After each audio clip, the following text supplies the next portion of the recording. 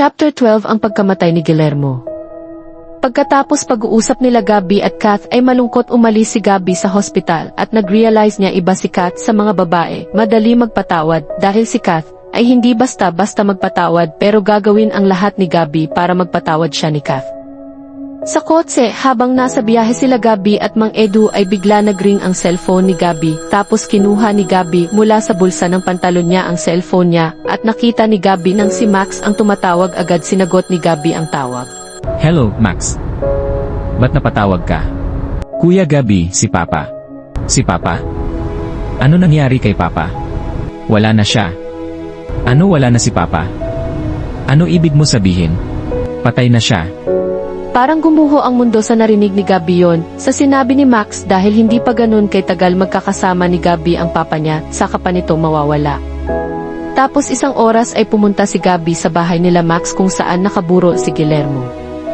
Pagpasok ni Gabby sa bahay ay nakita niya agad yun kabaong kung saan nakahiga si Guillermo. Dahan-dahan lumapit si Gabby sa kabaong, paglapit niya ay nakita niya si Guillermo, parang lang natutulog lang ang itsura nito, tapos umiiyak si Gabby dahil sa pangulila sa ama ng kailanman ay hindi niya pa makakasama mas matagal at kasabay linapitan siya nila Leia at Max tapos niyakap nili si Gabby. Bakit ganun? Kung kailan muli magkasama ko si Papa at saka pa di ko pala siya makasama mas matagal, di ko man lang sinabi pinatawad ko na siya at mahal na mahal ko si Papa. Sabay niyakap ni Gabby ang kabaong ng papa niya habang siya ay umiiyak. Kuya Gabby. Sabay hinimas ni Max ang likod ng Kuya Gabby niya. At saka bakit napakaaga namatay ni Papa? Di ba 2 buwan pa lang natitira niya sa mundo? Yun rin akala ko ng 2 months pa lang siya nabubuhay. Pero sinabi ng doktor nang unti-unti na pala kumakalat ang cancer sa katawan ni Papa. Sinubukan siya ligtasin pero hindi na kinaya ni Papa. Mas lalo umiyak si Gabby tapos ilang oras habang nakaupo si Gabby sa sofa ay umiiyak siya, tapos may bigla lumapit sa kanya ng isang abogado ng si Attorney Rico de Mesa. Si Attorney Rico ay isang siya sa kaibigan ni Guillermo at abogado rin ito. Hi Gabriel, I'm Attorney Rico de Mesa, abogado ng papa mo. Sabay itaas ang kamay niya upang makikipagkamayan kay Gabby. Hi Attorney Rico. Sabay hawak sa kamay ni Attorney Rico at nag-handshake sila. Kahit walang gana makipag-usap si Gabby ay kailangan niya kausapin ang kaklose ng papa niya. Anyway, nakikiramay ako sa inyo magkapatid at saka may ibibigay ako sa iyo. Sabay ibigay ni Attorney Rico yun sulat kay Gabby. Agad kinuha ni Gabby yun sulat. Ang sulat yun ay sulat ni Guillermo para kay Gabby tapos binasa ni Gabby yun sulat ng papa niya. Dear Gabriel, anak, sana patawarin mo ako sa di ko pakaama sa'yo sa mahabang panahon, at sana wag mo isipin naging wala ako kwenta ama sa'yo, dahil kahit malayo ako sa'yo ay nakikita ko pa rin paglaki mo. Mula iniwan ko kayo ng mama mo hanggang sa ngayon, kaya di ako nagpakita sa inyo at lalo na sa'yo anak dahil sa naduwag ako baka galit pa kayo, dahil sa ginawa ko panloloko sa mama mo kaya hanggang tingin lang sa malayo ginawa ko kahit gustong gusto kita lapitan at makayakap. Sana bago pa ako mawala sa mundo ay pinatawad mo na ako at sabihin ko sa'yo mahal na mahal kita na. Love, Papa. Agad na paluha si Gabby nang nagbasa niya ang sulat ng papa niya at ngayon niya nalaman kung gaano siya kamahal ng papa niya. Tapos habang umiiyak si Gabby ay hinimas siya ni Attorney Rico sa likod. Sa kabila banda sa bahay nila Kath, nakakauwi lang ni Kath nang galing sa hospital. Pagpasok ni Kath sa bahay ay narinig niya yun usapan nila Juan at Carol sa sala. Mahal, tumawag sa akin si Max, sinabi niya ay patay na si Guillermo. Siguro masakit para kay Max ang pagkamatay ni Guillermo, lalo na sa anak niya kay Leia. Sino? Yun pilay ng boyfriend ng magaling mo anak. Ano ka ba, wag mo tawagin ganun yung tao. Bakit, totoo naman pilay ang lalaki yon? Ewan ko ba kung bakit na in love si Kat sa pilay yon? Nang narinig ni Kath yun, usapan nila Juan at Carol ay bigla nag-awa si Kath kay Gabby dahil sa pagkamatay ng papa nito at nag-realize ni Kath, kailangan siya ni Gabby, lalo na kailangan nito ng karamay ngayon panahon na to. Kinabukasan sa burol ni Guillermo, habang nakaupo si Gabby sa sofa, ay hawak pa rin niya ang sulat ni Guillermo sa kanya at umiiyak siya. Habang umiiyak si Gabby ay may tumabi at humawak sa kanya sa kamay niya, nang lumingguin niya nito ay nakita niya si Angela. Ano ginagawa mo dito? Nabalitaan ko na matay yung papa mo at gusto kong makikaramay. Di ko kailangan karamay mo. So lumayo ka sa akin.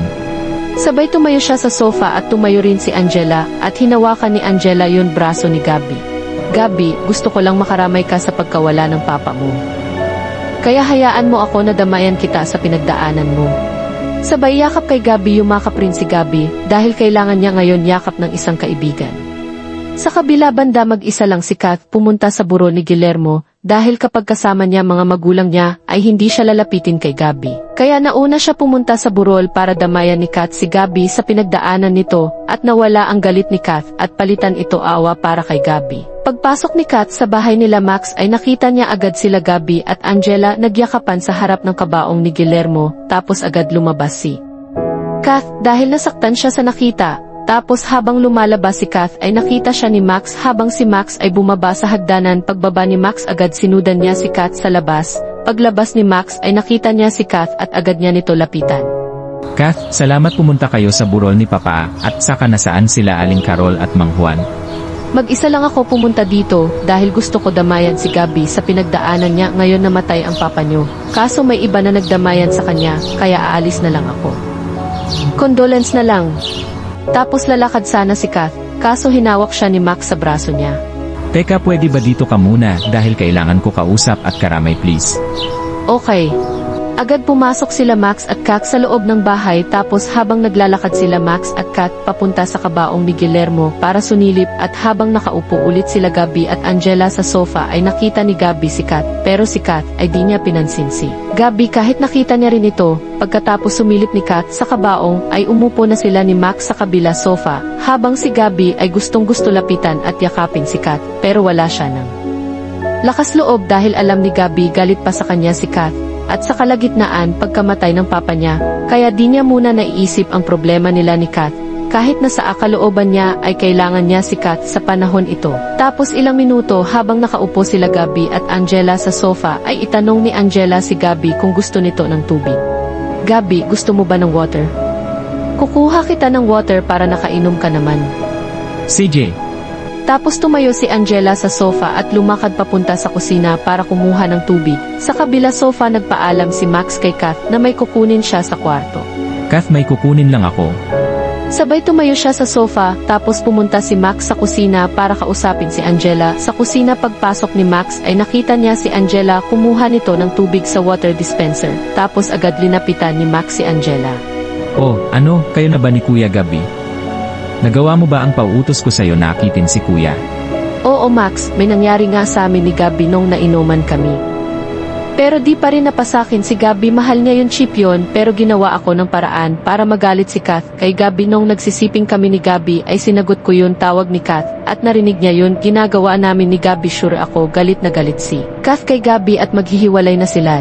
Very good, Angela. Kaya wag ka susuko at gagawin mo ang lahat upang napasayo si Kuya at ako gagawin ko rin ang lahat upang bumalik sa akin si Kath. Maayos nga ba ang relasyon nila Gabi at Kath? Abangan ang susunod kabanata. Huwag niyo malimutan mag-like at mag-subscribe na sa channel ito and thanks for watching.